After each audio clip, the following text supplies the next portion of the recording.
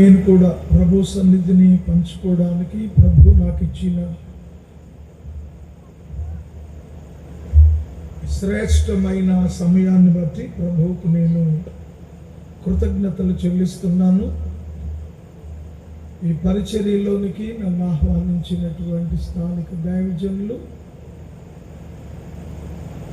వారి కుటుంబం అంతటికి కూడా నేను ప్రత్యేకంగా వందనాలు తెలియజేస్తున్నాను.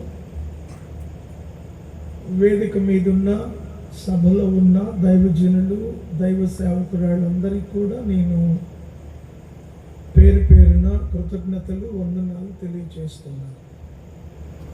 చక్కని పాటలు పాడిన వారికి, సంగీత బృందానికి, ఆరాధించిన వారికి ప్రత్యేకంగా వందనాలు. స్థానికేతర సంఘాల నుండి వచ్చినటువంటి దేవుని ప్రజలైన మీ అందరికీ కూడా నేను ప్రత్యేకంగా వందనాలు తెలియజేస్తున్నాను. దూరంగా ఉండే ఎవరికైనా ఈ మాటలు వినబడుతున్నట్లయితే చుట్టుపక్కల బిల్డింగ్స్లో కానీ ఇంకా ఇతరత్ర ఎక్కడైనా ఉండి, ఇక్కడికి రాలేకపోయినా ఎక్కడైనా ఉండి దేవుని మాటలు వింటున్నటువంటి వారు ఎవరైనా ఉంటే మీకు కూడా యేసు ప్రభు నామంలో శుభాలు తెలియజేస్తా ఉన్నాను. చాలా సంతోషం. ఈ మంచి సహవాసాన్ని నాకు పరిచయం చేసిన మా ప్రియులు ఇమ్మానుయేల్ గారికి, కుటుంబానికి ప్రత్యేకంగా వందనాలు తెలియజేస్తున్నాను. నా పేరు మోజెస్, నేను దేవుని సేవకుడిని. నన్ను ఎదురు మొండి మోజెస్ అని పిలుస్తాను. నేను ఒక హైందవ చాతాద శ్రీ వైష్ణవ కుటుంబంలో జన్మించి యేసు ప్రభువుని నిజరక్షకునిగా నేను తెలుసుకొని ఆయన పక్షంగా, ఆయన ప్రతినిధిగా, ఆయన సాక్షిగా ఈ రాత్రి మీ మధ్యలో దేవుని మాటలు ప్రకటించడానికి నేను మీ మధ్యలో నిలబడి ఉన్నాను. ఈ రాత్రి నుండి 3 రాత్రులు జరిగేటువంటి కూడికల్లో దేవుని మాటలు మనం ధ్యానం చేస్తాము. వాక్యపరంగా మీకు ఏదైనా సందేహం అనిపిస్తే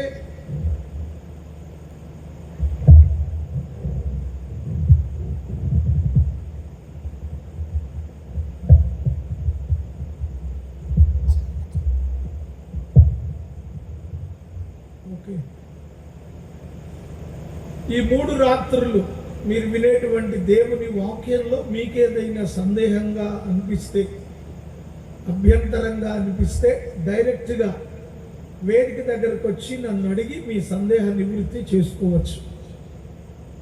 ఎవరు ఇబ్బంది పడాల్సిన పని లేదు. బయట నుండి వినేవాళ్ళైనా సరే మీకే విధమైన అభ్యంతరంగా అనిపించినా డైరెక్ట్గా వేదిక దగ్గరకు రావచ్చు, అడిగి మీ సందేహ నివృత్తి చేసుకోవచ్చు.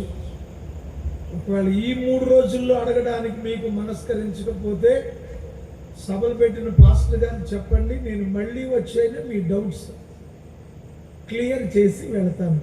మంచిది. ఈ రాత్రికాల ధ్యాన వాక్యంగా పరిశుద్ధ గ్రంథంలో నుండి ఇది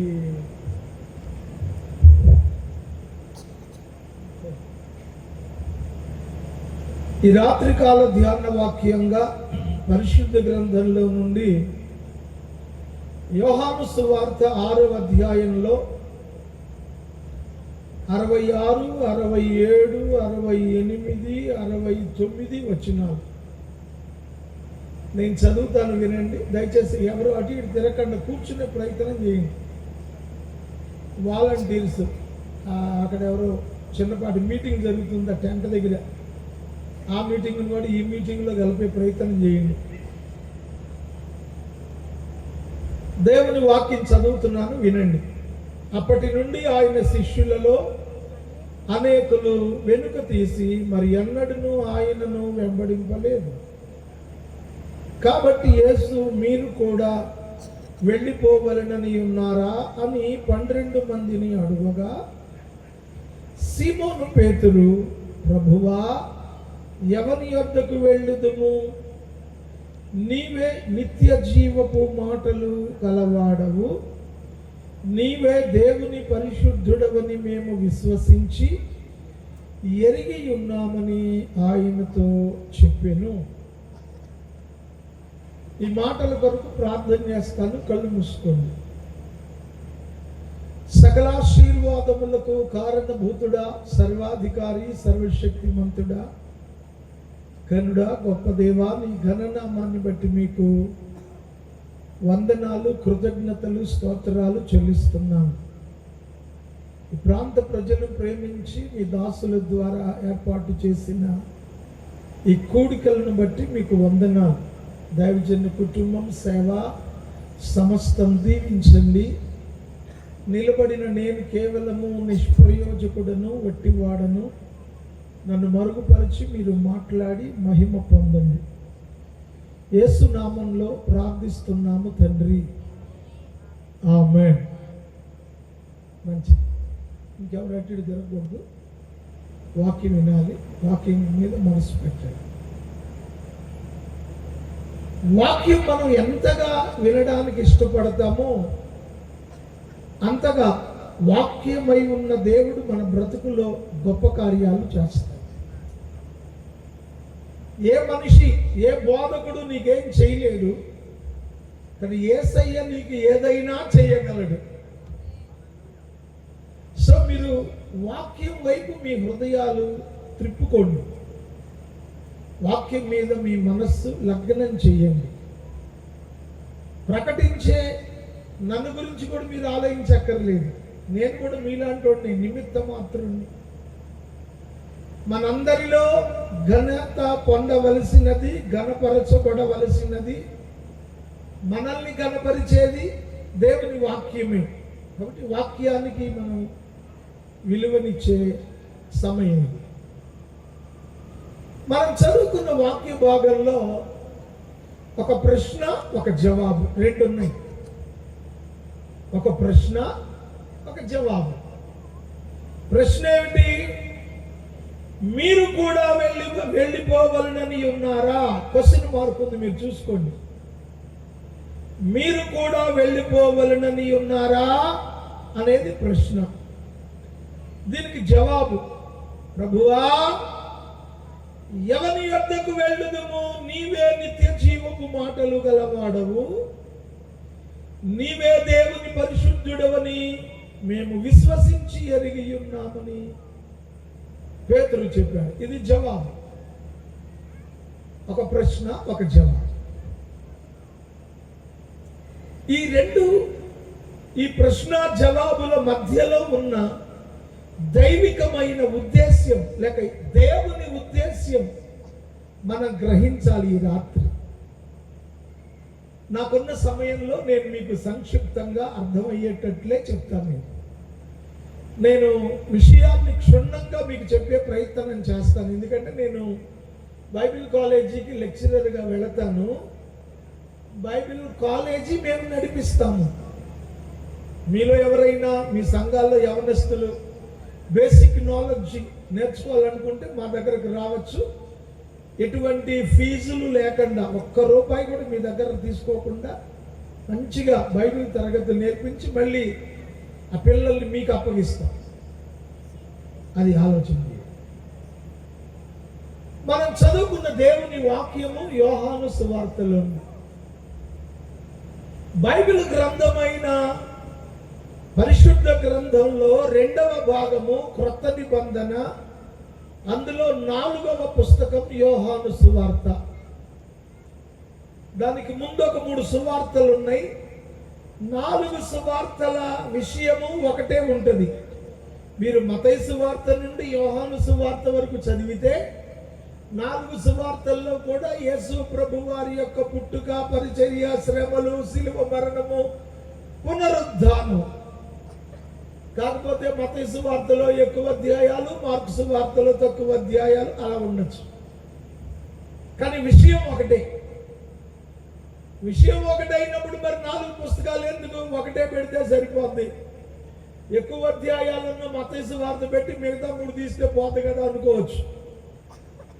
ఎందుకు 4 సువార్తలుగా దేవుడు మన ముందు పెట్టాడు అంటే, దేవుడు ఈ 4 సువార్తలను 4 వైవిధ్యమైన ఉద్దేశ్యాల చేత వ్రాయించాడు.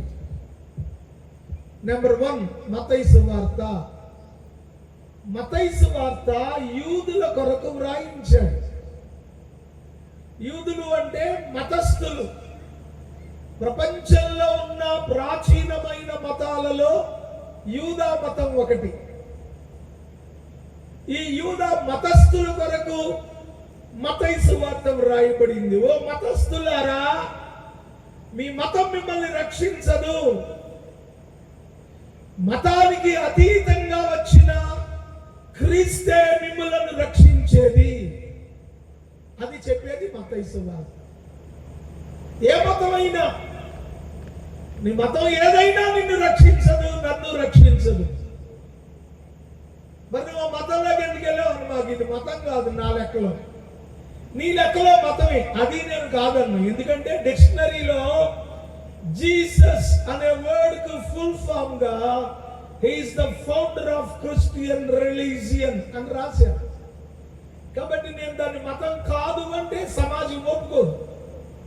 సో నీ దృష్టిలో మతం, నా దృష్టిలో మార్గం. ఒకవేళ మతం అనుకుంటే ఈ మతమైనా నన్ను రక్షించదు. ఏ మతము ఈ ప్రపంచంలో మనిషిని పాపం నుండి విమోచించలేదు, మోక్షానికి తీసుకొని వెళ్ళలేదు. మరి ఎవరు తీసుకెళ్తారు? యేసు ప్రభు ద్వారానే నీకు మోక్షం అనేది దొరుకుతుంది. స్తోత్రం చెప్పు. నేను ముందే చెప్పి ఎవరికి డౌట్ ఉన్నా నేనే క్లారిఫై చేస్తా. నో డౌట్, డైరెక్ట్ గా వేదిక దగ్గరకు రావచ్చు. రెండవది మార్కు సువార్త. మార్కు సువార్త రోమీల కొరకు వ్రాయబడింది. మూడవది లూకా సువార్త గ్రీకుల కొరకు వ్రాయబడింది. నాలుగవది యోహాను సువార్త అందరి కొరకు వ్రాయబడింది. సంఘంలో ఉన్న వాళ్ళకి, సంఘానికి వెలబడి ఉన్న వాళ్ళకి, కోటల్లో ఉన్న వాళ్ళకి, కోటాలకు బయట ఉన్న వాళ్ళకి, అందరికీ వ్రాయబడిన సువార్త యోహాను సువార్త. అందుకే దీన్ని మినీ బైబిల్. బైబిల్ చదివేవాడు ముందు యోహాను సువార్త చదవాలి, తర్వాత మత్తయి సువార్త నుండి చదవాలి, తర్వాత ఆదికాండం నుండి చదవాలి. ఇది బైబిల్ చదివే విధానం. యోహాను సువార్తలో మనం చదువుకున్న వాక్య భాగం 6వ అధ్యాయం 67 నుండి 69 వరకు. ఏం జరిగింది? యేసు ప్రభువు ప్రశ్న వేశాడు. ఏమని? మీరు కూడా వెళ్ళిపోవాలనుకుంటున్నారా అన్నాడట ఆయన. సో ఇక్కడ యేసు ప్రభువుని గురించి కొన్ని సంగతులు చెప్తాను. చాలా మంది ఏమంటారు అంటే, మనకింత శ్రేష్టమైన మతం మన దేశంలో ఉన్నది, మనందరం ఈ మంచి మతంలో పుట్టిన వాళ్ళమే కదా, మరి మీరెందుకు ఆ మతంలోకి వెళ్ళారు అనే ఒక ప్రశ్న సమాజం మన దగ్గరకు తీసుకొస్తుంది. బహిరంగంగాను, ప్రసార మాధ్యమాల ద్వారాను ప్రతిరోజు ఎవడో ఒకడు ప్రశ్నిస్తూనే ఉన్నారు.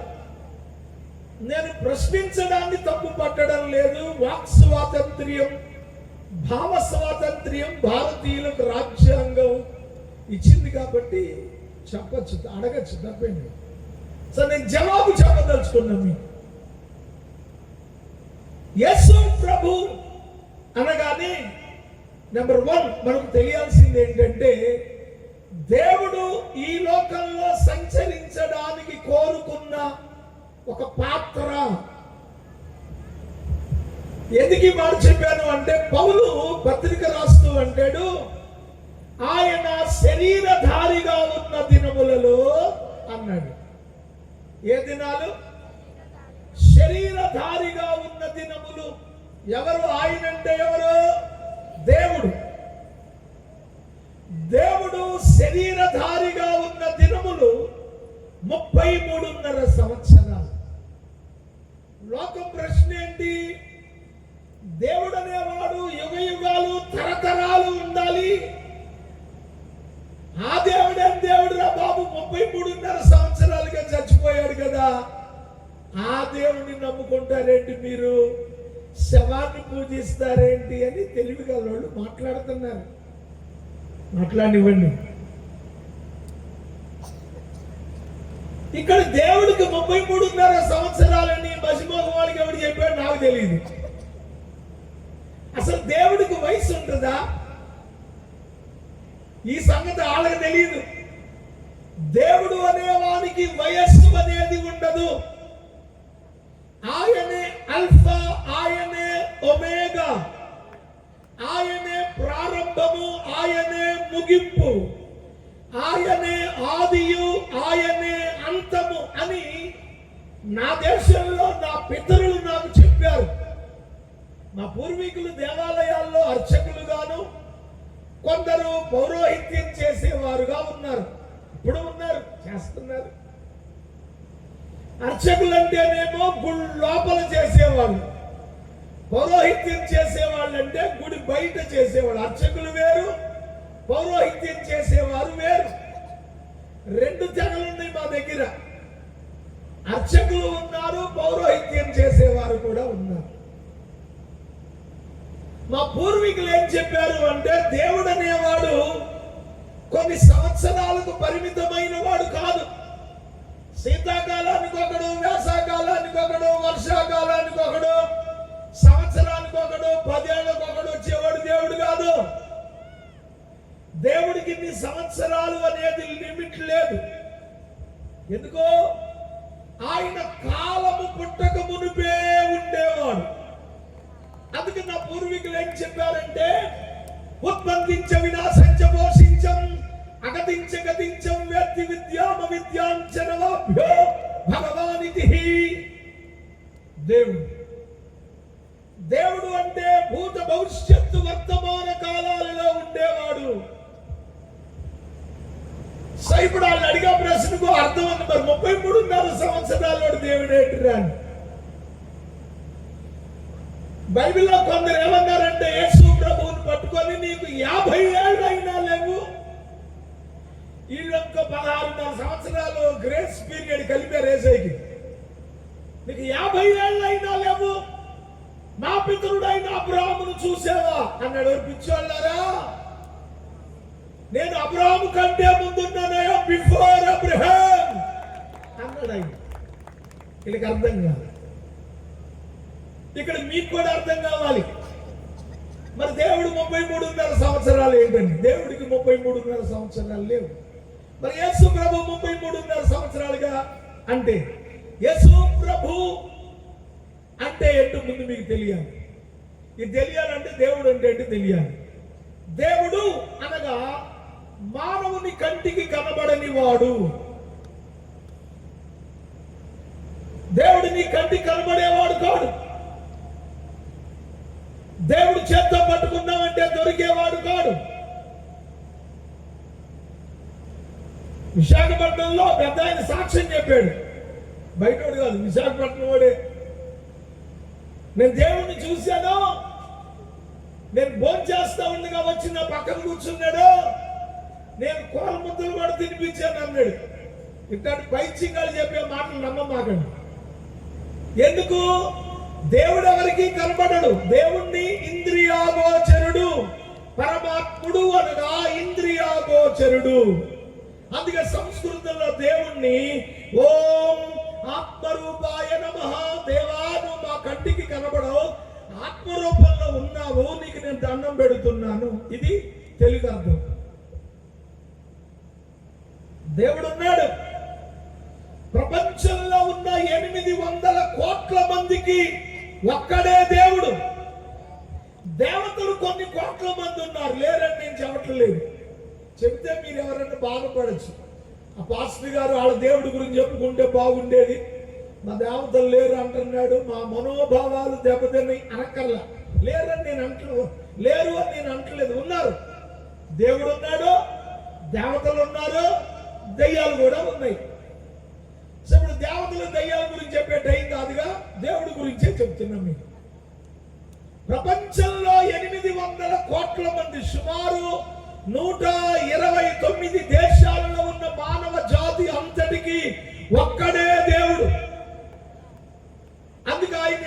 ఏమన్నాడంటే, ఓం స్వయం భవాయ నమః, నీకు నీవుగా ఉన్న దేవుడా నీకు దండం పెడుతున్నాను. ఆయన ఎవరు చేయలేదు, చెయ్యలేరు, చేస్తే దేవుడు కాదు. ఆయన తనకు తానే ఉన్నవాడు, మృత్యుంజయుడు అనగా మరణము లేనివాడు.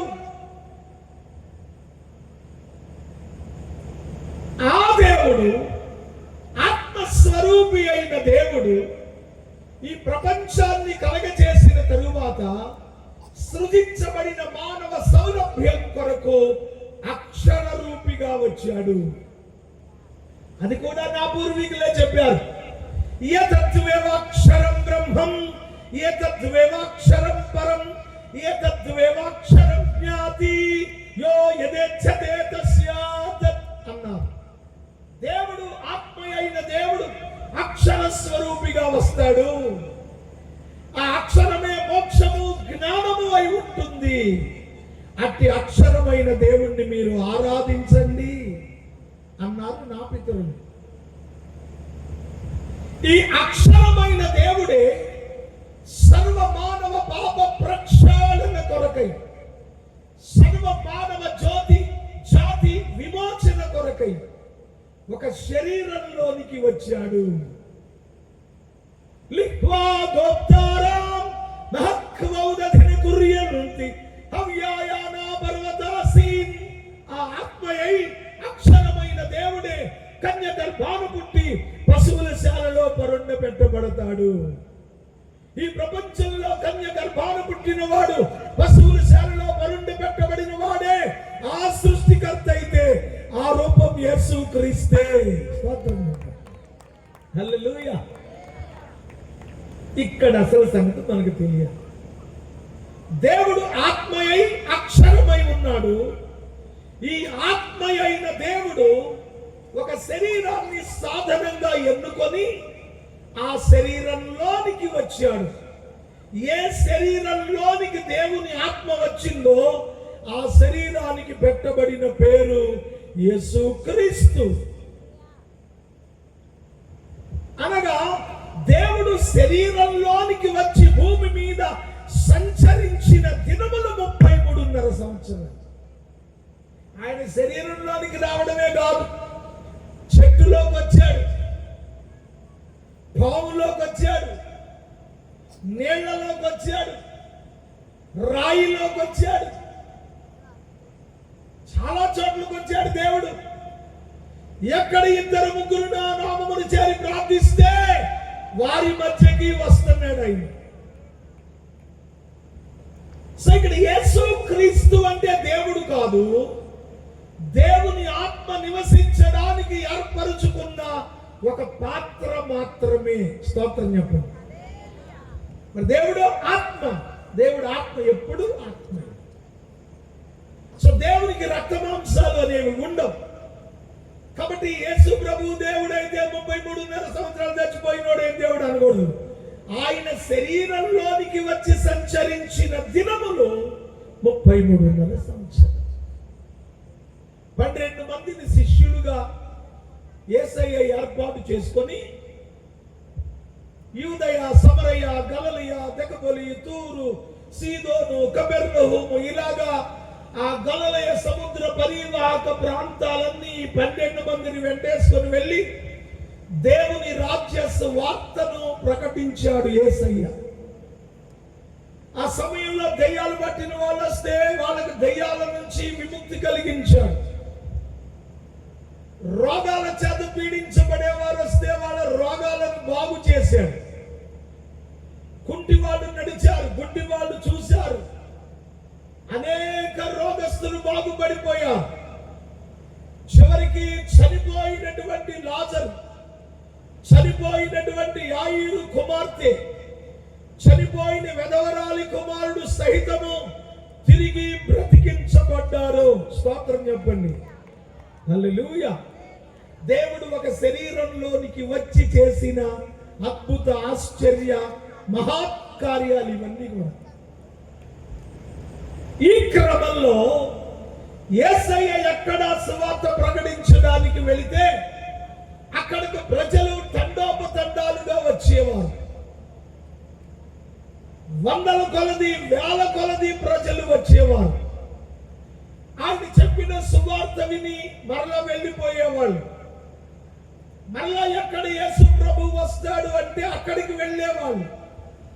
ఈ 12 మంది శిష్యులు కాకుండా అనేక మంది యేసయ్యను వెంబడించిన వాళ్ళు కూడా ఉన్నారు. ఆయన అనన్య సామాన్యమైన బోధలకు ప్రభావితులైన అనేకులు ఆయనను వెంబడించారు. రోజున యేసు ప్రభు వారు సువార్త ప్రకటన అయిపోయిన తరువాత వచ్చిన ప్రజలకు ఆహారం పెట్టమని చెప్పారు. పేతురు అన్నాడు, ప్రభువా, ఇంతమందికి భోజనం పెట్టడానికి మన దగ్గర డబ్బులు లేవు. ఫిలిప్పో, పేతురు, అయ్యా వీళ్ళందరికీ భోజనం పెట్టాలంటే ఇంచుమించు 200 దీనారాలు కావాలి. ఇప్పుడు ఒక దీనారు అంటే సుమారు 275 రూపాయలు. ప్రపంచంలో అత్యధికమైన కాస్ట్లీ కరెన్సీ దినార్. ప్రపంచంలోనే కాస్ట్లీ కరెన్సీ. ఇక అన్ని దానికంటే తక్కువే. ఒక దినారు వాడు ఇస్తే మనం 275 రూపాయలు ఇవ్వాలి. అంత కాస్ట్లీ. ప్రభువా, వీళ్ళందరికీ భోజనం పెట్ట వీలు పడదు అన్నారు శిష్యులు. కాదు. చూడండి, ఎవరి దగ్గర ఏమైనా తినడానికి ఉందేమో అడగమన్నాడు యేసయ్య. అప్పుడు పేతురు సమాజాన్ని చూసి, అబ్బాయ్, మీ దగ్గర ఎవరి దగ్గర అయినా ఆహారం ఉందా అని అడిగాడు. అడిగితే ఒక చిన్న పిల్లాడు చేయి పైకెత్తాడు. పేతురు అంకుల్, నా దగ్గర 5 రొట్టెలు 2 చిన్న చేపలు ఉన్నాయి, ఇమ్మంటావా? పేతురు వాటిని తీసుకొని యేసు ప్రభు దగ్గరికి వచ్చారు. యేసయ్యా, స్త్రీలు పిల్లలు కాక ఇంచుమించు వీళ్ళు 5,000 మంది. మరి ఇంకా లెక్కేస్తే ఎన్ని వేల మంది ఉంటారు? మరి ఇంతమందికి 5 రొట్టెలు 2 చేపలు ఇక్కడ ఉన్నాయి అన్నాడు. ఏం పర్లేదు, తీసుకురా అన్నాడు యేసయ్య.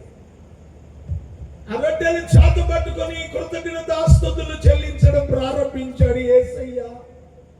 ఆకాశము నుండి రొట్టెల వర్షం పడుతుంది. రొట్టెలు గుట్టలుగా పడిపోతున్నాయి.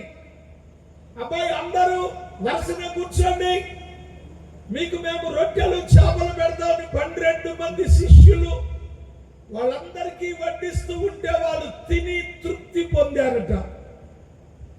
ఇదంతా ప్రజలు గమనిస్తా ఉన్నారు. ఇంకా 12 గంపలు మిగిలిపోయాయి. ఎంత గొప్ప ఆశ్చర్యం! బైబిల్ గ్రంథంలో చూపించబడినటువంటి అద్భుతాలు గాని, ఆశ్చర్య కార్యాలు గాని, మహత్కార్యాలు గాని, సూచక క్రియలు గాని ఇవేవి కట్టుకథలు కాదు. 100% నిజం. ఇదేదో కాశీ మజిలీ కథలు, చందమామ కథలు, బాలమిత్ర కథలు, అరేబియా నైట్ కథలు కాదు. 100% ఒరిజినల్. యేసు ప్రభు చేసింది జిమ్మిక్కులు కాదు. 4 రాళ్ళు మింగి 3 లోటాలు నీళ్లు తాగి బడుకుని కక్కి గొంతులోంచి బయటకు తీసే పగటి వేసగాళ్ళ జిమ్మిక్కులు కాదు. ఏదో ఉడికే బాణలో చెయ్యేసి తిప్పేస్తే ఆడు దేవుడైపోతాడు అనుకుంటే నువ్వు అమాయకత్వం. అట్లా అనుకుంటే సంక్రాంతి సీజన్ అడుక్కుంటానికి వచ్చే కాటి పాపలోళ్ళు కూడా చేస్తారు కొన్ని జిమ్మిక్కులు.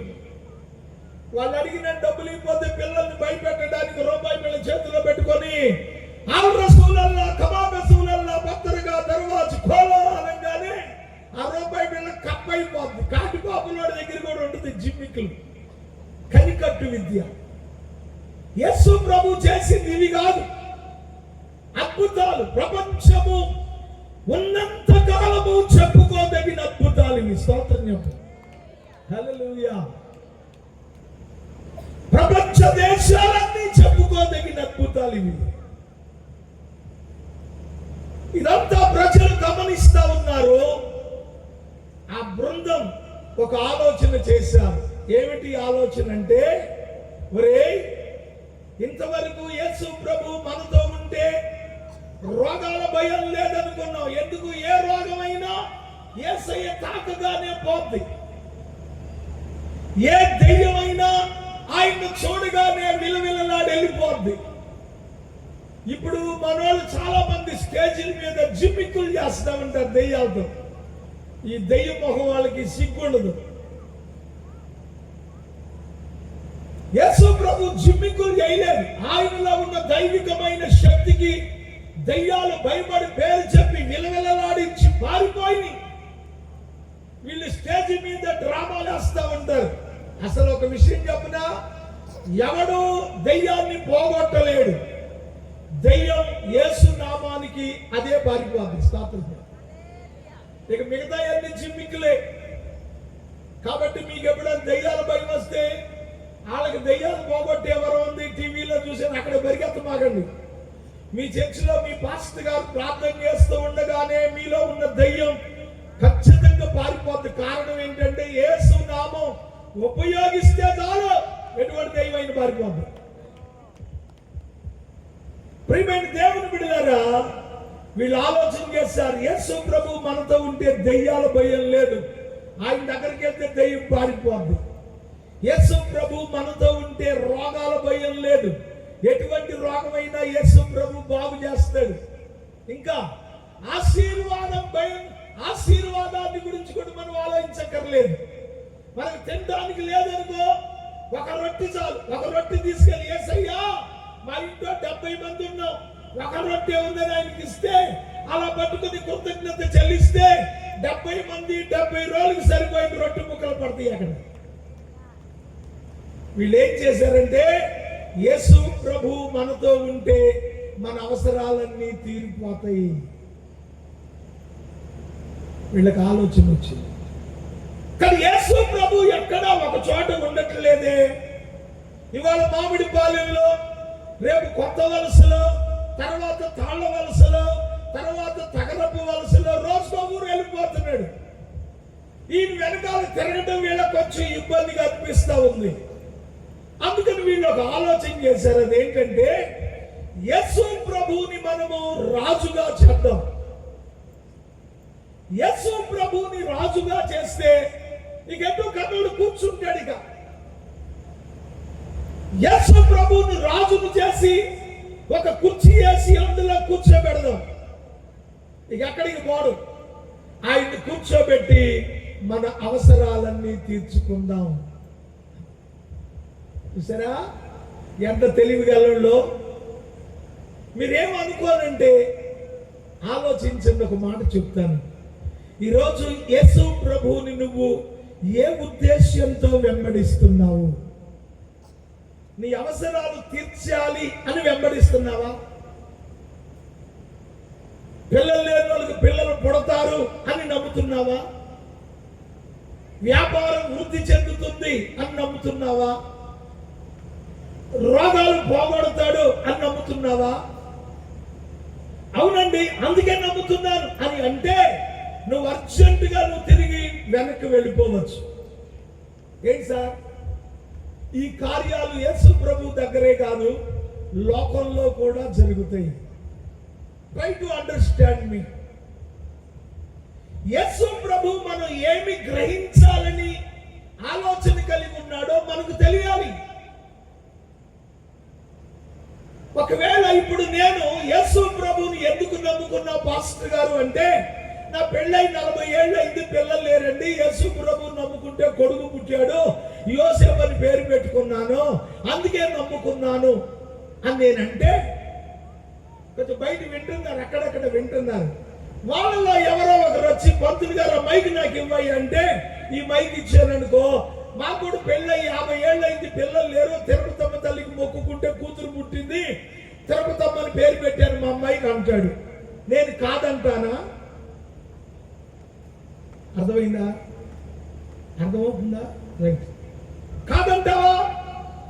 నేను యేసు ప్రభువుని నమ్ముకుంటే కొడుకు పుట్టాడు, వాడు తిరుపతమ్మని నమ్ముకుంటే కొడుకు పుట్టాడు. అంటే ఇక్కడ పిల్లలు పుడుతున్నారు, అక్కడ కూడా పిల్లలు పుడుతున్నారు.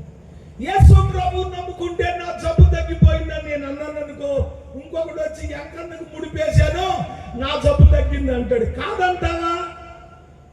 కాదంటానికి లేదు. అక్కడ కూడా రోగాలు బాగవుతున్నాయి. యేసు ప్రభు నమ్ముకుంటే నా వ్యాపారం దీవించబడిందని నేను చెప్పాను అనుకో, ఇంకొకటి వచ్చి యేసు ప్రభు నమ్ముకున్నాకే వ్యాపారం దీవించబడి కోట్లు సంపాదించానని చెప్పచ్చు. నువ్వు కాదంటావా? కాదంటానికి లేదు. నువ్వు యేసు ప్రభు నమ్ముకున్న పిల్లలు పుడతారు, యేసు ప్రభు నమ్ముకోకుండా ఎవరిని పూజ చేసినా పిల్లలు పుడతారు. నువ్వు యేసు ప్రభు నమ్ముకున్నా నీ వ్యాపారం దీవించబడుతుంది, ఇంకా మిగతా వాళ్ళని నమ్ముకున్నా నీ వ్యాపారం దీవించబడుతుంది. మరైతే యేసు ప్రభుని ఎందుకు నమ్ముకోవాలి? బయట వినే వాళ్ళకి కూడా ఆలోచన వస్తుంది. నిజమే కదా పంతులు గారు చెప్పేది. మనం ఆ దేవుడు నమ్ముకోపోయినా మనకి దేవుడు అన్ని చేస్తున్నాడుగా, మరి ఎందుకు మీరు అక్కడికి వెళ్తున్నారు, ఎందుకు మీరు యేసు ప్రభువుని ఆరాధిస్తున్నారు అని అడిగితే నువ్వేం చెప్తావు? ఏం చెప్పాలి? ప్రియమైన దేవుని బిడ్డలారా, దేవుని సంగమా,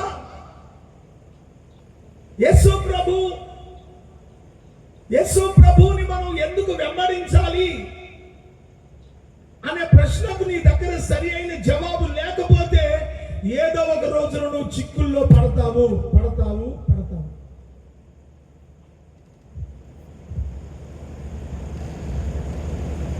వీళ్ళందరూ కిరీటాన్ని తయారు చేశారు.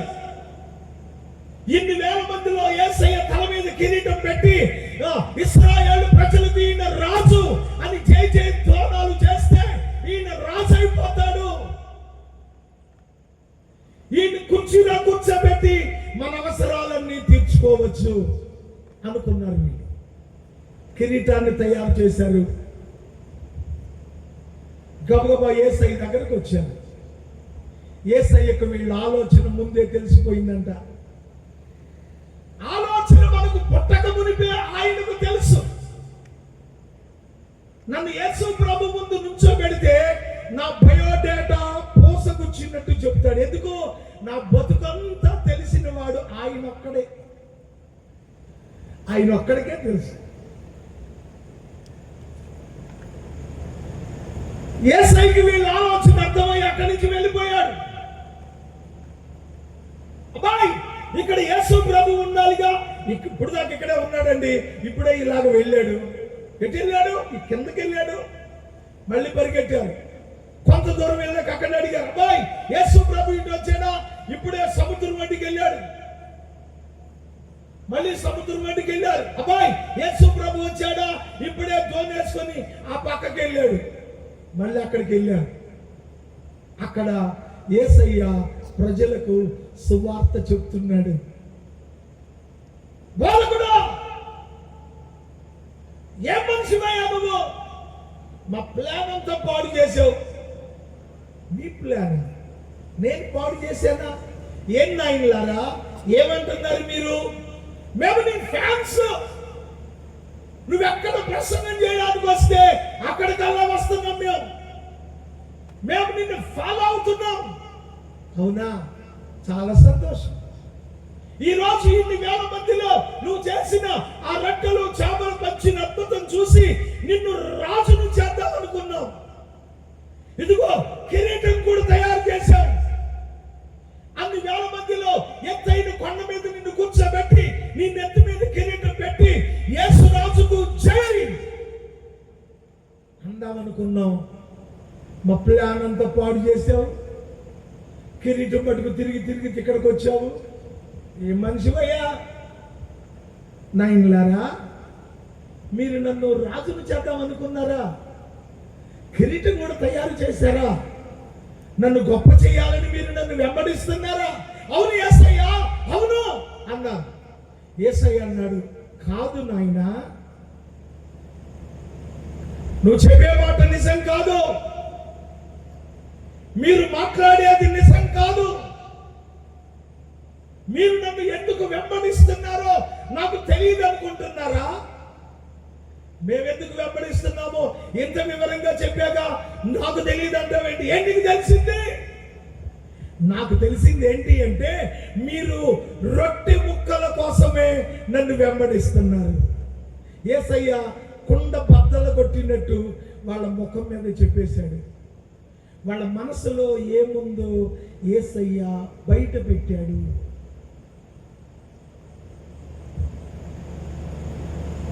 మీరు నన్ను వెంబడించేది ఒక దైవాంశ సంభూతుడుగా కాదు, ఈ ప్రజల మీద రాజును చేయడానికి కాదు. మీరు నన్ను వెంబడించేది కేవలము రొట్టె ముక్కల కోసమే కాదా? ఎంతమంది ప్రార్థనకు వచ్చిన వాళ్ళు మళ్ళీ వెనక్కి వెళ్ళిపోయారు. ఏ బ్రదర్, మీరు మంచిగా చర్చికి వచ్చేవాళ్ళుగా, మీరు మంచిగా చర్చికి, ఈ మధ్య చర్చికి రావట్లేదు. ఏం వస్తాం అయ్యారండి? ఎన్ని కష్టాలు, సమస్యలు, బాధలు, ఇబ్బందులు, ఎంత ప్రార్థన చేసినా దేవుడు మాకేం సహాయం చేయట్లా. అందుకే మా వాళ్ళందరూ అంటున్నారు, నువ్వు ఆ మతంలోకి వెళ్ళినా నీకేం ఒరిగింది, ఆ మతంలోకి వెళ్ళినా దేవుడు నీకేం చేశాడు, అక్కడ వచ్చి మన మతంలో కంటే మళ్ళీ వెనక్కిపోయాం. ఎంతమంది వెనక్కి వెళ్ళిపోవట్లేదు? వీళ్ళు ఎందుకు వచ్చారు? రోగాల కోసమా, దెయ్యాల కోసమా, లాభాల కోసమా, రొట్టె ముక్కల కోసమా, ఉద్యోగాల కోసమా, పిల్లల కోసమా? మీరు అనొచ్చు, అదేంటి పాస్టర్ గారు, యేసు ప్రభు మరి ఈ అద్భుతాలన్నీ చేయట్లేదా? చేస్తాడు. ఆ రోజు చేశాడు, ఈ రోజు కూడా చేస్తాడు. నేను సవాలు చేసి చెప్తాను, నేను ఈ రోజు కూడా చేస్తాడు. కానీ నీ జీవితంలో యేసయ్యను ఒక రోగాలు బాగు చేసేవాడిగా, ఒక దెయ్యాలు వెళ్ళగొట్టేవాడిగా, నీకేమో ఆకలి తీర్చేవాడుగా ఉండాలని కోరుకోవడం లేదు. ఆయన ఏదో అనుకుంటున్నాడు. ఆయనకు ఒక ఆలోచన ఉంది. అయ్యలారా, మీరు రొట్టె ముక్కల కొరకే నన్ను వెంబడిస్తున్నారు. బాధకుడా, మమ్మల్ని పట్టుకుని ఎంత మాట అన్నావు నువ్వు? నరాలు తెగిపోతున్నాయి మాకు. రొట్టె ముక్కల కోసం నిన్ను వెంబడించడానికి మాకేమైనా అద్భుతాలు తెలియదు అనుకున్నావా? మా పితరుడు అరణ్యంలో మన్నా భుజించారు, నువ్వు కురిపిస్తావా మన్నా? వీళ్ళకి ఇంకా అదే ఆలోచన, ఇంకా అదే కోరిక. మన్నా కావాలంటే వీళ్ళకి కురిపిస్తావా? కురిపించలేదా?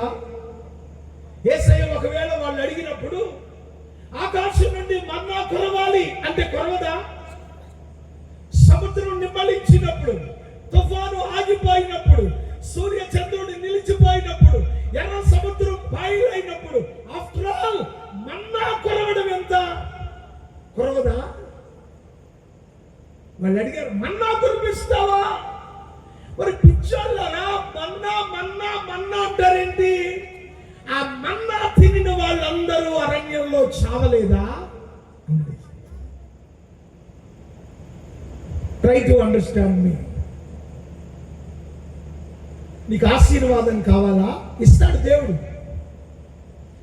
తర్వాత అది పోవచ్చు. మళ్ళీ ఇవాళ నువ్వు దీవించబడచ్చు, రేపొద్దు నా దీవెన నీకు లేకుండా చెప్పండి, గ్యారంటీ ఎవరైనా ఉండదని మీకు రుజువు కావాలా? ప్రపంచ శాంతి దూతగా వెలుగొందిన గొప్ప దైవజనుడు, వందల వేల కోట్ల లక్షల కోట్ల ఆస్తిపరుడు, ఒక మామూలు మనిషి అయి తిరుగుతున్నాడు. ఇవాళ ఏమైపోయింది ఆశీర్వాదం? ఏమైపోయింది? భారతదేశంలో ఎవరికి లేనంత విలువైన సొంత విమానం కలిగిన వ్యక్తి ఈరోజు కారులో తిరుగుతున్నాడు. ఏమైపోయింది ఆశీర్వాదం?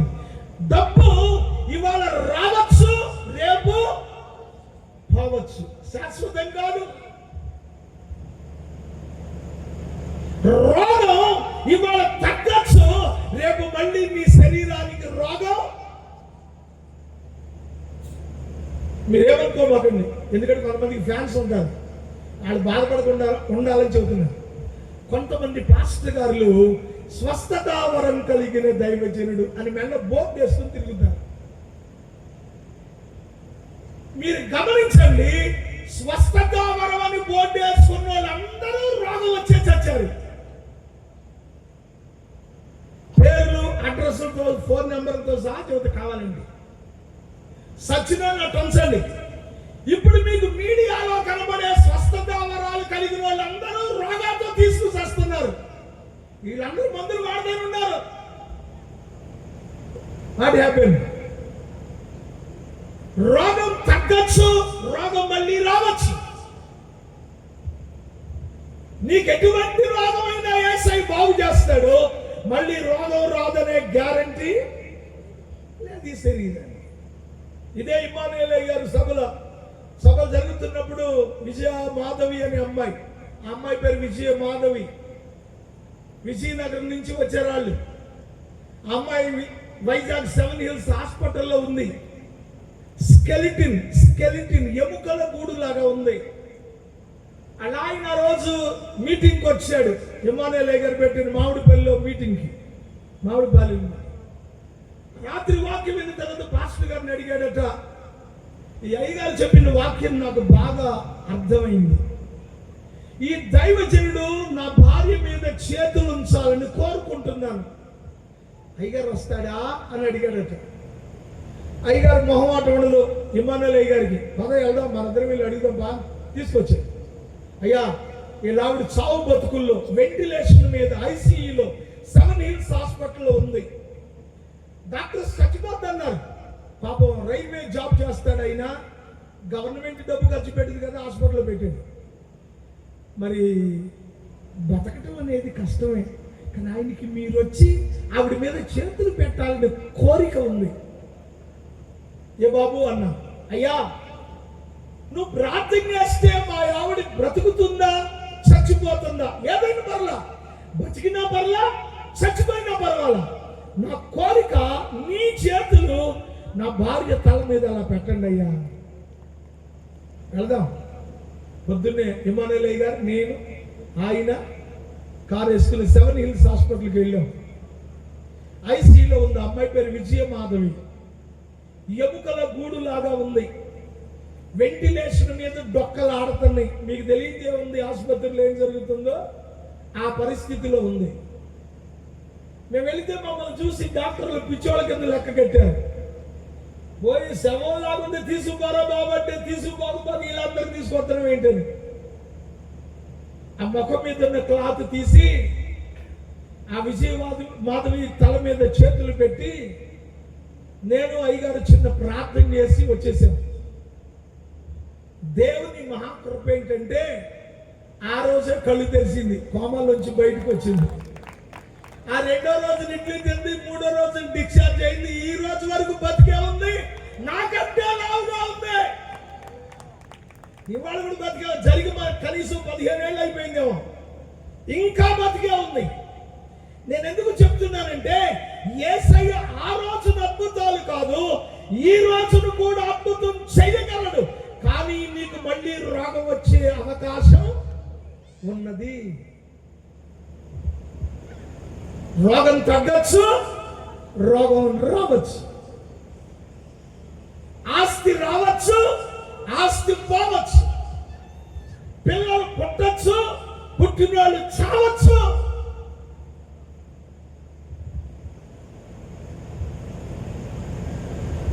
రొట్టె ముక్కల కోసం మీరు నన్ను వెంబడిస్తున్నారు అంటే వాళ్ళ కోపం వచ్చింది. ఎట్లా కనబడుతున్నావు నీ కంటికి? రొట్టె ముక్కలు తినడానికి నీ వెనకాల పడ్డావు అనుకుంటున్నావా? మా బ్యాక్గ్రౌండ్ నీకు తెలుసా? అయినా నువ్వు దిగొచ్చావా? మా పితరులు అరణ్యంలో మన్నా తిన్నారు. యేసయ్య అన్నాడు, తిన్నారా కానీ చచ్చారు. మన్నా తినిన వాళ్ళందరూ చచ్చారు. మరి పరలోకం నుండి దిగి వచ్చిన జీవాహారము, పరలోకపు మన్నా నేనే. నన్ను తింటే మీరు ఎప్పటికీ చావరు అన్నాడు. వీళ్ళకి అర్థం కాల. యేసయ్య హృదయంలో ఉన్న ఆలోచన వీళ్ళకి అర్థం కాలేదు. అర్థమైతే 3 మేకులు పీక్కోలేనాడు దేవుడు అని ఎందుకంటాడు? పనికిమన్నాడు. అర్థం కాక ఎవరంత అవరం లేనాడంట, ఏపురాలు జడబుచ్చుకు లాగాడంట. ఆ బ్యాచ్ అది.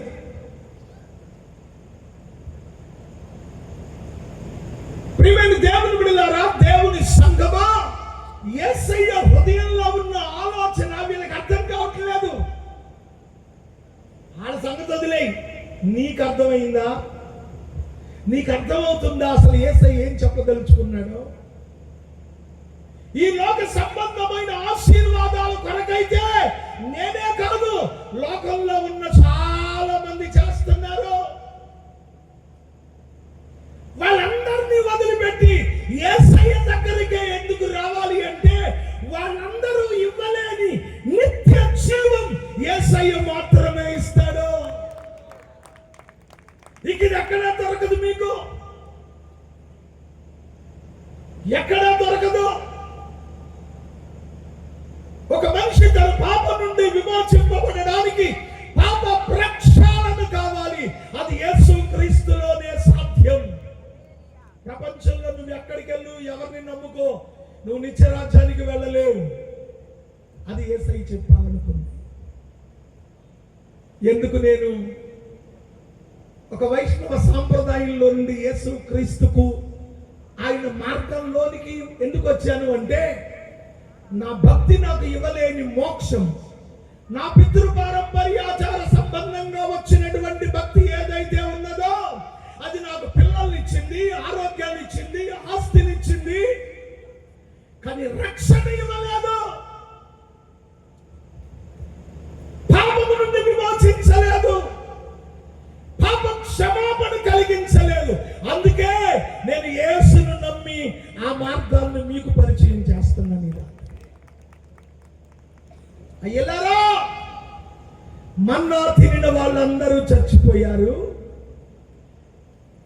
మీరు నన్ను ఎందుకు వెంబడించాలి అంటే, ఇదిగో మీరు ఎన్నటికీ చావకుండునట్లు పరలోకము నుండి దిగి వచ్చిన జీవాహారము నేను. మన్నా కాదు, రొట్టెలు కాదు, చేపలు కాదు, నన్ను తినండి.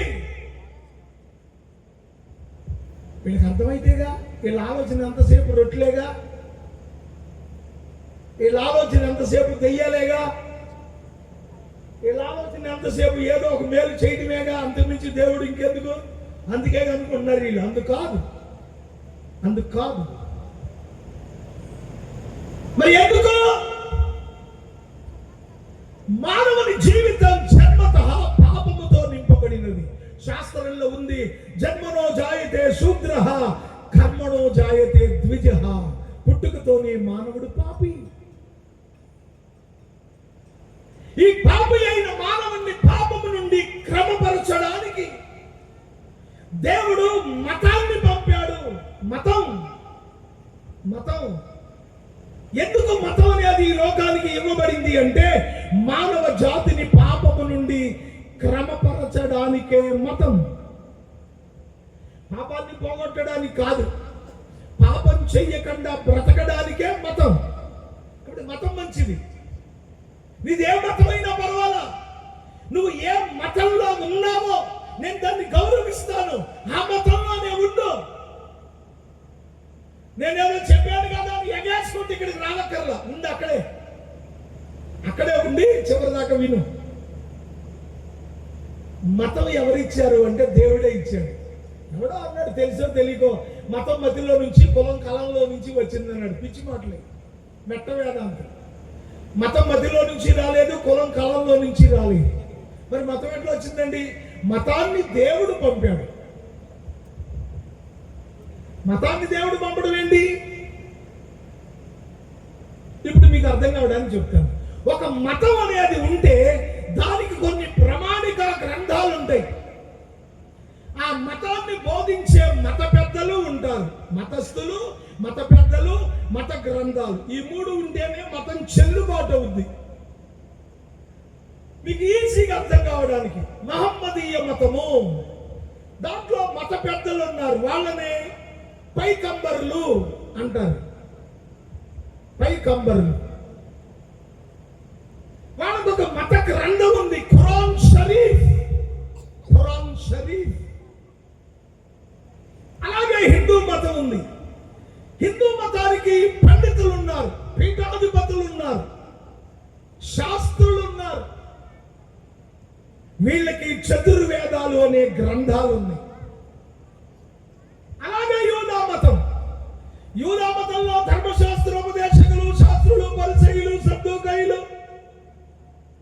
దానికి ఉన్నారు. దాని ప్రామాణిక గ్రంథము ధర్మశాస్త్రము. యూదా మతానికి ప్రామాణిక గ్రంథము ధర్మశాస్త్రం. ఇప్పుడు ధర్మశాస్త్రం ఎవరిచ్చారు? దేవుడిచ్చాడు. ఎవరికి ఇచ్చాడు? ఇశ్రాయేలీయులకు ఇచ్చాడు. ఎక్కడిచ్చాడు? సీనాయి పర్వతం మీద ఇచ్చాడు. ఎవరి ద్వారా ఇచ్చాడు? మోషే ద్వారా ఇచ్చాడు. మోషే ద్వారా సీనాయి పర్వతం మీద ఇశ్రాయేలు ప్రజల కోసం దేవుడైన యెహోవా మోషేకి ఇచ్చినది ధర్మశాస్త్రం. ధర్మశాస్త్రమే యూదా మత ప్రామాణిక గ్రంథం. అందుకని గ్రంథాన్ని మతం అన్నాడు పౌలు గారు. రోమాపత్రిక 7:14 ధర్మశాస్త్రము ఆత్మ సంబంధమైనదని ఎరుగుదును. పౌలు అంటాడు మతం మంచిదే, మతం చెడ్డది కాదు. ఎందుకని?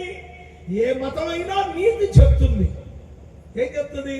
దొంగతనం చేయొద్దు, నరహత్య చేయొద్దు, వ్యభిచారం చేయొద్దు, అన్యాయం చేయొద్దు, అబద్ధం ఆడొద్దు, మోసం చేయొద్దు. ఏ మతంలోనైనా చెప్తారు. ఏ మతంలో నువ్వు చెడిపో, నాశనం అయిపో, తాగు, పెళ్ళ ఉండదు, ఇంకో దాన్ని ఉంచుకో అని ఏ మతం చెప్పదు. కాబట్టి మతం మంచిదే. నువ్వు ఏ మతంలో ఉన్నావో ఆ మతం మంచిదే. మరి నా మతం మంచిది అయినప్పుడు నీ మతంలో రమ్మని కోటం పెట్టి ఎందుకంటే అడుగుతున్నా అనొచ్చు. నువ్వు అది చెప్తాను, నేను అది చెప్తాను. మతాన్ని దేవుడు పంపాడు మానవుడు పాపము నుండి క్రమపరచబడడానికి. దానికి ఒక కట్టడ పెట్టాడు. ఏమని? నువ్వు పాపం చేసావా? ఒక గొర్రెను తెచ్చి దాని మెడ నరికి ఆ రక్తాన్ని బలిపీఠం మీద పోయి నీ పాపం పోద్ది, ఇక పాపం చేయమాక, నీతిగా బతుకు అన్నది మతం. సరే నేనే ఉన్నా, ఒక గొర్రెను తీసుకెళ్ళాను, నేను పాపం చేశాను అనే భావన నాకు కలిగింది. నా పాపం నుండి నేను బయటికి రావడానికి ఆ గొర్రెను తీసుకెళ్ళి ఆ పవిత్ర స్థలంలో బలిపీఠం దగ్గర నరికేశాను. ఇప్పుడు నేనేమనుకుంటున్నాను? నా పాపం అంత పోయిందిగా, ప్రభువానికి స్తోత్రం అనుకుని యువతలకు వచ్చాను. మళ్ళీ నా మనసులో నువ్వు పాపం చెయ్యి, నువ్వు పాపం చెయ్యి, నువ్వు పాపం చెయ్యి అంటుంది నా మనసు. అదే పౌలు అంటాడు, నాలో నాకు విరోధంగా పనిచేసే ఒక శరీర నియమం అనేది ఒకటి ఉన్నది. అది నేను చెయ్యాలి అనుకునే మంచి చెయ్యనివ్వకుండా చెయ్యొద్దు అనుకునే చెడు నా చేత చేయిస్తుంది. అయ్యో, ఇట్టి మరణమునకు లోనుగు శరీరము నుండి నన్నెవడు విడిపిస్తాడు అని ఏడ్చాడు. అంటే మతం ఒక జంతువును చంపినంత మాత్రాన నన్ను నీతిమంతునిగా చేయలేకపోతుంది. ఎందుకు? నాలో ఉన్న పాపపు మనస్సు పాపం చెయ్యి, పాపం చెయ్యి. అలా మరి పాపం చేస్తే దేవుడు ఊరుకోడుగా. వారు పిచ్చోడా, నీ దగ్గర ఎంత ఉన్నాయి డబ్బులు? 2 లక్షలు. 2 లక్షలు ఉంటే ఒక 100 మేకలు కొనుక్కురా, ఒక 100 గొర్రెలు కొనుక్కురా, దొడ్లో కట్టేయి అన్నది నా మనస్సు. 100 గొర్రెలు కొనుక్కొచ్చా. ఇప్పుడు నా మనసు ఏముంటుందో తెలుసా?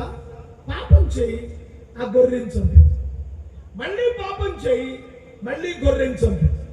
నీ దగ్గర ఎన్ని గొర్రెలు ఉంటే అన్ని పాపాలు చేయొచ్చు. ఇది మతం నాకు చూపించిన దారి. నేను ఎలా మారుతాను? నా బ్రతికి ఎలా మారుతుంది? నా అంతరంగం పాపాన్ని కోరినప్పుడు, దానికి అనుగుణంగా మతం నాకు దారి చూపినప్పుడు, ఈ మతం నన్ను పాపం నుండి ఎలా విడిపిస్తుంది? అది పౌలు యొక్క వేదన. ఇట్టి మరణమునకు లోనుగు శరీరము నుండి నన్ను ఎవడు విడిపిస్తాడు? హూ షల్ డెలివర్ మీ? కాబట్టి మతం నీతి చెప్పగలుగుతుంది కానీ నీతిమంతులుగా మనల్ని చేయలేకపోతుంది. నాలో ఉన్న పాపం, నా ముందున్న మతాన్ని నేను చెయ్యాలి అనుకున్న పాపానికి అనుకూలంగా మలుచుకుంటున్నాను. కాబట్టి ఇప్పుడు సమాజం ఏం చేస్తుంది అంటే పాపం చేస్తుంది. ఏదో అక్కడికి వెళ్ళి ఓ టెంకాయో, అరటిపళ్ళు, కొబ్బరికాయో, మేకపిల్లో, కోడిపిల్లో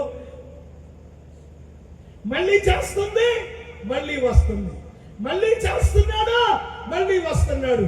ఏడాదికి ఒకసారో, నెలకు ఒకసారో, అమావాస్యకు ఒకసారో, పౌర్ణానికి ఒకసారో మేకలు, గొర్రెలు, కోళ్ళు చచ్చినాయి కానీ నా బతుకు మారడం లేదు. కారణం మతం నన్ను బాగు చేయలేకపోతుంది. చూశాడు దేవుడు, మతం మంచిదే కానీ మనిషిని మతం బాగు చేయలేకపోతుంది. మతాన్ని అడ్డు పెట్టుకుని ఎక్కువ పాపం చేస్తున్నాడే. దేవుడి ఆలోచన వేరు, పాపి ఆలోచన వేరు. మీకు ఈజీగా అర్థం కావడానికి ఒక ఎగ్జాంపుల్ చెప్తాను. ఒక రైతుకు ఒక మంచి గేదె అంటారా, దూడ అంటారా, బర్రె అంటారా, ఏమంటారు మీరు? గేదె. రైతు, ఒక రైతుకు మంచి గేదె ఉంది. పెద్ద పెద్ద కొమ్ములు, రోజు కుడితి, చిట్టు, తవుడు, మంచిగా గడ్డి, జున్ను గడ్డి, జన్మ గడ్డి అన్ని పెడుతున్నాడు.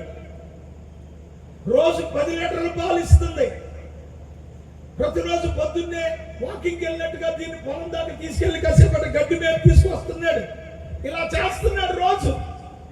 ఒక రోజు పొలానికి వెళ్ళేటప్పుడు దానిలో ఎవడో ఫ్రెండ్ తగిలితే మాట్లాడుతున్నాడు వ్యవసాయం గురించి. మాటలు అయిపోయిన తర్వాత చూస్తే గేదె లేదు అక్కడ. ఇది మెల్లగా తాడు లాక్కుని వెళ్ళిపోయిన చేతుల నుంచి. మనోడికి గుర్తు లేదు, మర్చిపోయాడు ఈ మాటలు సంగతి. అరే ఏదిరా నా గేద అని చూస్తే రోడ్డు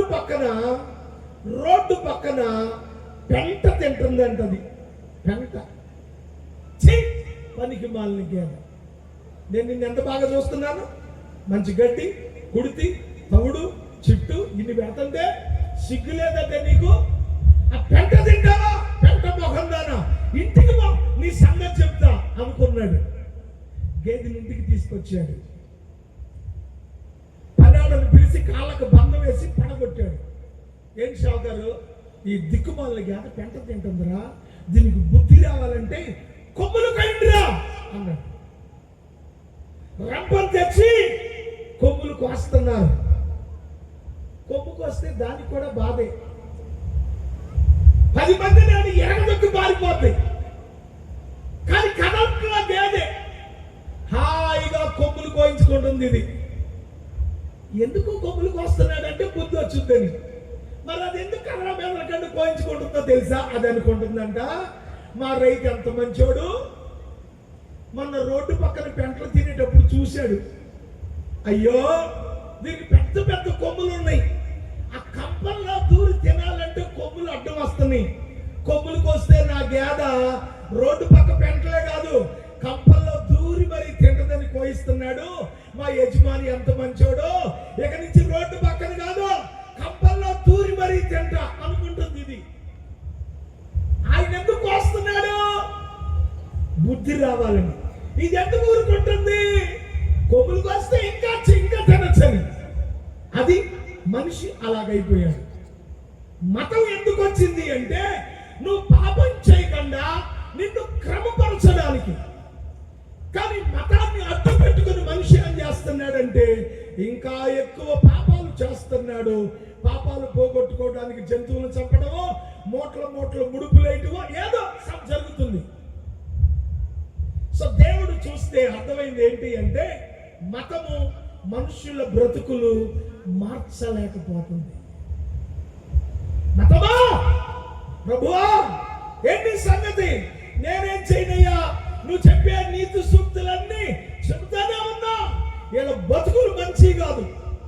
పల్లెటూళ్ళు అంటారు, ఒరే మనిషి మంచోడే గాని గొడవే గుడిసేడిదిరా అంటారు చూడు. అట్లా నువ్వు ఇచ్చిన మతం మంచిదే కానీ వీళ్ళ బ్రతుకులు మంచి కాదు. మరి నువ్వేం చేస్తా? నేనేం చేయలేను ప్రభువా. అసలేం చేయలేవా? ఒకటి చేయగలను. ఏం చేస్తా? వీళ్ళ బ్రతుకులు మార్చలేదు కానీ వీళ్ళ వేషం మారుస్తా. మతం చేయగలిగేది ఏదైనా ఉంటే నీ వేషాన్ని మార్చడం తప్ప మతం ఇంకేది చేయలేదు. మీకు అర్థం కావాలంటే చెప్తాను. తెల్ల బట్టలు వేసుకున్నాను. తెల్ల బట్టలు వేసుకున్నందువలన మీరు ఏమనుకుంటారు? అయ్యగారు నిజంగా దేవుడు దోతలాగా ఉన్నాడురా, గడ్డం ఇంకొక 4 అంగుళాలు పెరిగితే అచ్చం ఏ సైలాగా ఉంటాడురా అనుకోవచ్చు. ఇప్పుడు తెల్ల బట్టలు నాకు ఎందుకు ఉపయోగపడుతున్నాయి అంటే నేను భక్తుణ్ణి అని మీరు అనుకోవడానికి ఉపయోగపడుతున్నాయి. లేదు, తెల్ల బట్టలు వేసుకుంటే పరిశుద్ధుడు అవుతాడా అంటే అవడం. తెల్ల బట్టలు వేసుకున్నంత మాత్రాన నేను పరిశుద్ధుడిని కాదు. తెల్ల బట్టలు వేసుకున్నంత మాత్రాన నీతిమంతుడిని కాదు. తెల్ల బట్టలు వేసుకున్నంత మాత్రాన నాది గొప్ప సాక్ష్యం కాదు. నా బతుకేంటో మీకు తెలవాలంటే మా ఆవిడ చెప్పాలి ఆ సాక్ష్యం. నా కడుపును పుట్టిన పిల్లలు చెప్పాలి. నా సంఘంలో ఉన్న 500 మంది విశ్వాసులు చెప్పాలి నా సాక్ష్యం. మా ఊర్లో నా ఇంటి పక్కోడు చెప్పాలి నా బతుకేంటో. అది ఒరిజినల్ సాక్ష్యం. మీటింగ్ లో చెప్పేట్లో బోగస్ సాక్ష్యాలు బొచ్చుడు ఉన్నాయి. చెప్పిన ప్రతి సాక్ష్యం అని నమ్ముకొని వాళ్ళ వెనకాల పడి పోమాకండి. డూప్లికేట్ వాళ్ళు డూప్లికేట్ సాక్ష్యాలు చెప్పుకొని బతికేస్తున్నారు. బతకని, అది వేరే సంగతి. ఒరిజినల్ సాక్ష్యం నీ ఇంట్లో, నీ సంఘంలో, నీ వాడకట్లోంచి రావాలి. మరి తెల్లబట్టలో నీకు భక్తుడిగా నన్ను పరిచయం చేస్తాను. సో నా మతం ఏం చేసిందంటే నా బతుకు మార్చలేకపోయినా నన్ను భక్తుడిగా పరిచయం చేయడానికి తెల్లబట్టలేసి నా వేషాన్ని మార్చింది. ఈరోజు చాలా మంది ప్రజలు తెల్ల బట్టల ముసుగులో దౌర్భాగ్యపు బతుకులు బతుకుతున్నారు. దౌర్భాగ్యపు జీవితాలు జీవిస్తున్నారు.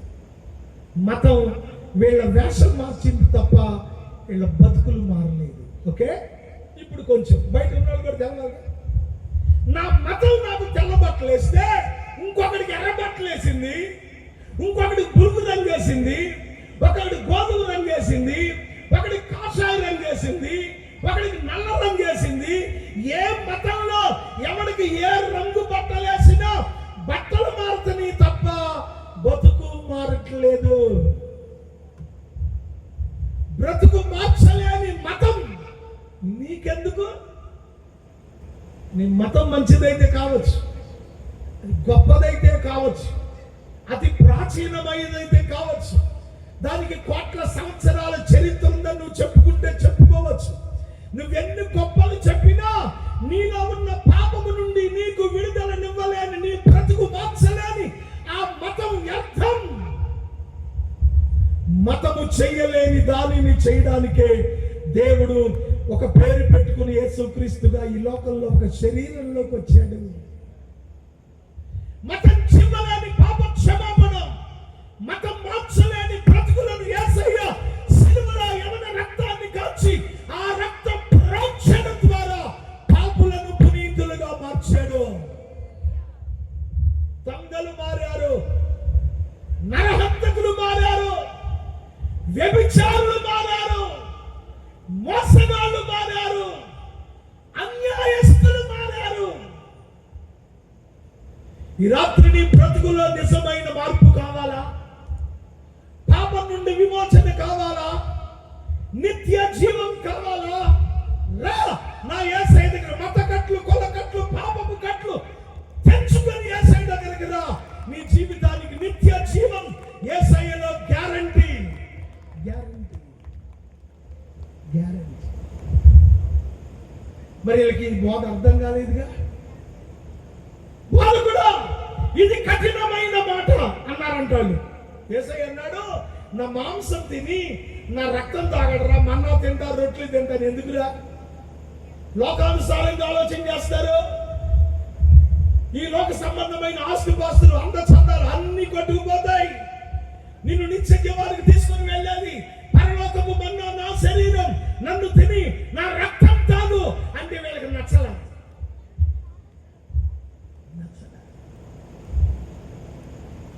ఇది కఠినమైన మాట. ఇలాగైనా నీ దగ్గర ఎవడు ఉంటాడు అని వెళ్ళిపోయాడు. మా చర్చిలో 500 మంది ఉన్నారండి. ఇమ్మానుయేల్ గారి చర్చిలో 50 మందే ఉన్నారు. ఏంటి సంగతి? అది ఒరిజినల్ బోధ.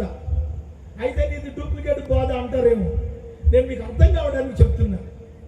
నా బోధ ఏంటో తెలియాలంటే, నా ప్రసంగం, నా బతికేంటో తెలియాలంటే ఒకసారి మా ఊరు రండి. నన్ను ఇక్కడ అడగద్దు. లేదు, నన్ను నాతో ఉన్న వాళ్ళని అడగండి, వాళ్ళు చెప్పాలి. నేను చెప్పేది ఒరిజినల్ కాదు, నా గురించి నా పక్కోడు చెప్పేది ఒరిజినల్.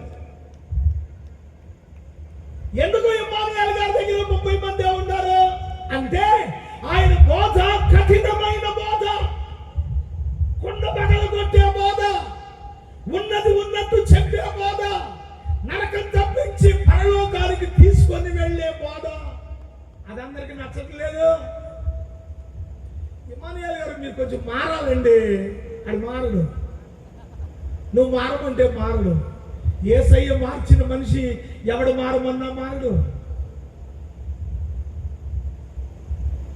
ఒక దొర ఫారినర్ ఒక మీటింగ్లో నా ప్రసంగం విన్న తరువాత ఆయనకి ఏం నచ్చిందో నాతో మాట్లాడుతూ, నేను మీకు డబ్బు పంపిస్తాను, మీరు చర్చిలు కట్టుకోవడానికి డబ్బులు పంపిస్తాను అన్నాడు. నేను చెప్పాను, నా దర్శనం అది కాదు నాయనా, నా దర్శనం వేరు, నాది విశ్వాసం మీద సేవ చేయమని ప్రభువు నాకు చెప్పాడు, అదే దర్శనం. సారీ అన్నా. వెళ్ళిపోతూ నా ఫోన్ నెంబర్ అడ్రస్ తీసుకెళ్ళాడు, నాకు ఉత్తరాలు రాశాడు. ఇప్పటికైనా మీరు నాతో ఏకీభవిస్తే మీరు చర్చిలు కట్టుకోవడానికి డబ్బులు, పాస్టర్లకు జీతాలు, మీకు డబ్బులు ఇస్తాను. సారీ బ్రదర్ అన్ని మళ్ళీ నేను ఒకసారి రాశాను రిప్లై, మళ్ళీ రాయిలా. అప్పుడు ఆయన ఒక మాట అన్నాడు, ఇండియా నుంచి మా దగ్గరకు వచ్చి, విశ్వాసం కాదు పాదిర్లు, ఇండియా నుంచి మా దగ్గరకు వచ్చి ఇక్కడ సేవ చేస్తున్న బోధకులు అనబడిన వాళ్ళు మా సిద్ధాంతానికి కట్టుబడి సేవ చేయడానికి మళ్ళీ మా దగ్గర అమెరికాలో బాప్తిస్మం తీసుకుంటున్నారు అన్నాడు. నా గుండె పగిలిపోయింది. విశ్వాసుల గురించి అవట్లా, నేను పాదిర్ల గురించి చెప్తాను. మారిపోతున్నారు డబ్బు కోసం. యేసయ్య అన్నారు, ఇది కఠినమైన బోధ, ఇలాగైతే నీ దగ్గర ఎవడున్నావు అని వెళ్ళిపోయారు. వీళ్ళందరూ కట్టుకుని వెనక్కి వెళ్ళిపోయారు. ఇక మిగిలింది ఎవరంటే 12 మంది శిష్యులే ఉన్నారు.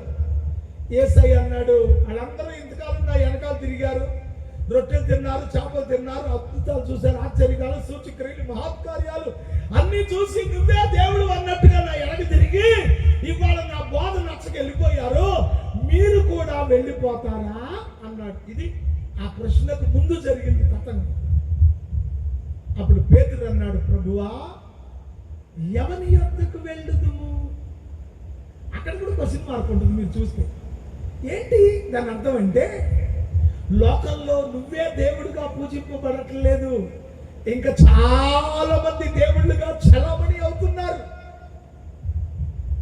కాదంటానికి లేదు, కాదంటే నువ్వు ఊరుకోగా. నేను కాదంట, రుజువు చేసే డబ్బు నా దగ్గర ఉంది, కానీ నువ్వు ఒప్పుకోవుగా. ఒప్పుకోనప్పుడు గొడవ ఎందుకు? అక్కడికి వదిలే. ప్రభువా ప్రపంచంలో చాలా మంది చలామణి అవుతున్నారయ్యా దేవుళ్ళుగా, అయినా ఎవరి దగ్గరకు మేము వెళతాము? వెళ్ళొచ్చుగా, ఎవరి దగ్గరికైనా వెళదామన్నా నీలాగా నిత్య జీవపు మాటలు కలిగిన వాడు, పరిశుద్ధుడైన వాడు ప్రపంచంలో ఒక్కడు కూడా లేడు. అది నేను తెలుసుకొని నిన్ను వెంబడిస్తున్నా, చచ్చేదాకా నీతో ఉంటా అన్నాడు. ఇది కావాలి నిజంగా దైవ జ్ఞానం, సత్యాన్వేషణ కలిగిన మనస్సు నీకుంటే ఆలోచించు.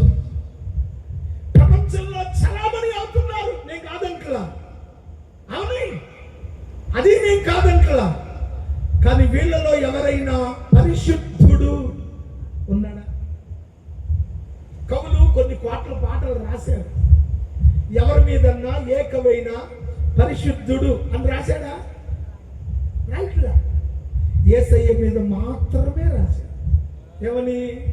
పరిశుద్ధ పరిశుద్ధ పరిశుద్ధ ప్రభువా వరాదూత లైనా నిల్వగలరా. పరిశుద్ధుడు, పాపం లేని వాడు, పాపానికి సవాలు విసిరిన వాడు, పాపము ఎరుగని వాడు యేసయ్య.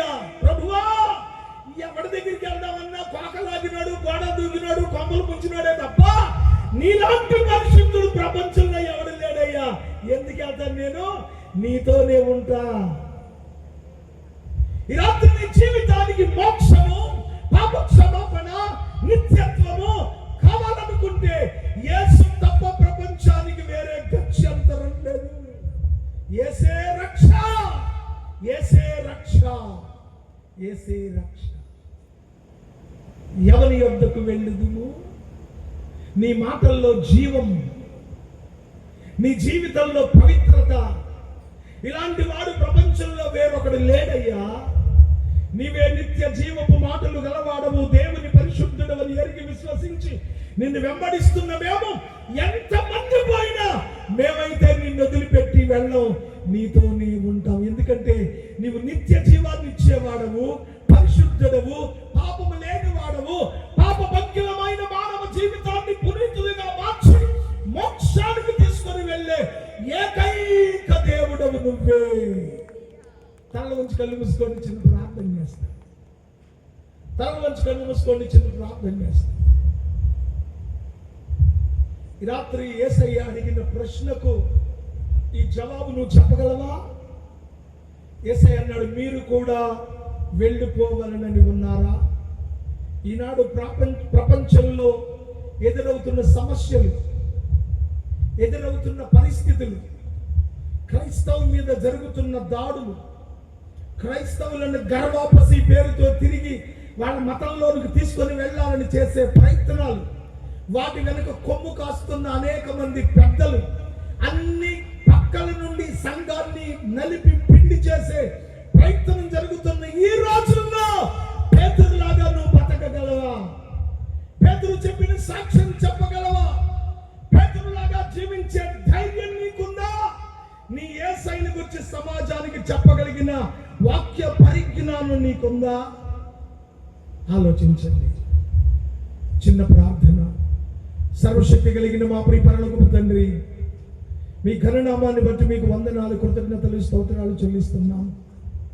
ఈ మొదటి రాత్రి నువ్వు ఏమై ఉన్నావో అది మానవ జాతి గ్రహించాలనే సత్యాన్ని మా ఎదుటికి తీసుకొని వచ్చావు. పేతురు చెప్పిన ఆ మాట చెప్పే స్థాయికి మేము భక్తిలో ఎదగాలి. అనేకులకు నిన్ను గురించి చెప్పగలిగిన దైవిక సామర్థ్యం మాకు కావాలి. అవును ప్రభువా, నీలాంటి వాళ్ళు ప్రపంచంలో వేరెవరు లేరు. నీవే నిత్య జీవపు మాటలు గలవాడవు, నీవే దేవుని పరిశుద్ధుడు అన్న సంగతి ఎరిగిన వారమై నిన్ను వెంబడించగా లోకము ఈ సత్యము తెలుసుకున్నట్లు వారి మనోనేత్రాలు వెలిగించండి. ప్రజలను నీ బలిపీఠం దగ్గరకు నడిపించి నీ ఆత్మకార్యం జరిగించి యేసు నామములో ప్రార్థిస్తున్నాము తండ్రి. అందరి గట్టిగా చెప్దాం, ఆమేన్.